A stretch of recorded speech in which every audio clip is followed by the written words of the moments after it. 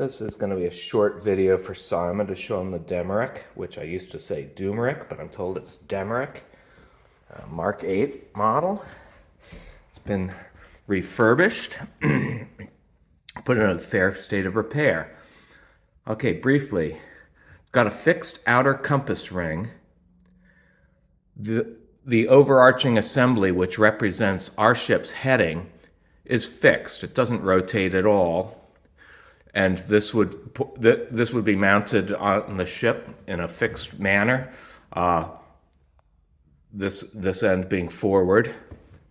And one control that we have on the device is that this assembly, which is really only fitted by friction, we can set it to indicate our speed in knots. That's roughly 0.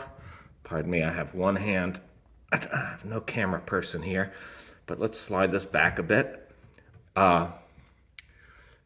From dangling from that, we have a ring which indicates the enemy's heading, and that this can be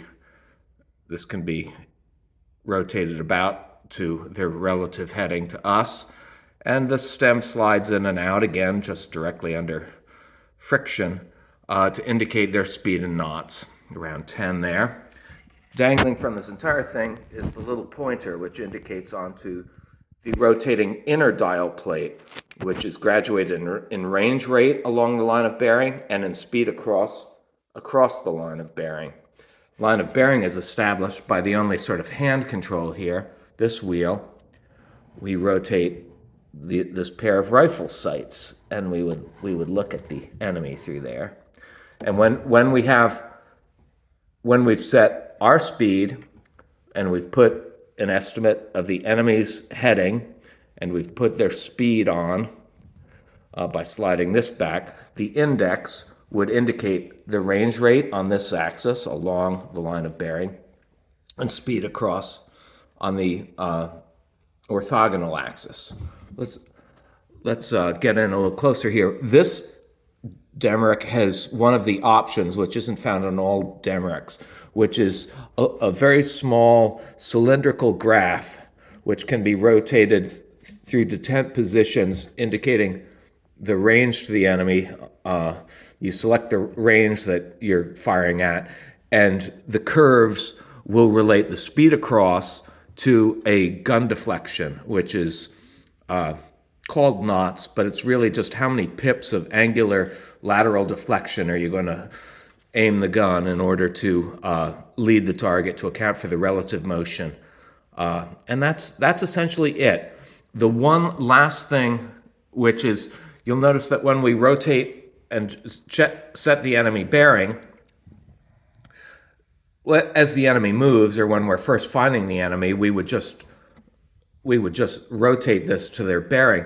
But when our ship maneuvers, and I don't think this is a very useful feature, and it adds quite a bit of complexity to the device, there is a little paddle here that says, press down when altering course. When we alter course, we could press this down, and I don't have hands enough to actually move this knob, but you'll see its action is it makes these two gear faces engage each other. And the effect is that generally when we change the enemy bearing, well, this is hard to express, but when we maneuver, the angle at which the enemy's relative direction is going to be altering as we maneuver. And when you press this down, this would be updated accordingly. It wouldn't be changing the enemy's heading, really, but it would be changing his relative heading as our heading changes, because really, he's not changing his heading. When we press this and we're altering course, the relative heading is changing, even if he is remaining on a constant course. That's essentially that. Hope this was brief. I hope it made some sense.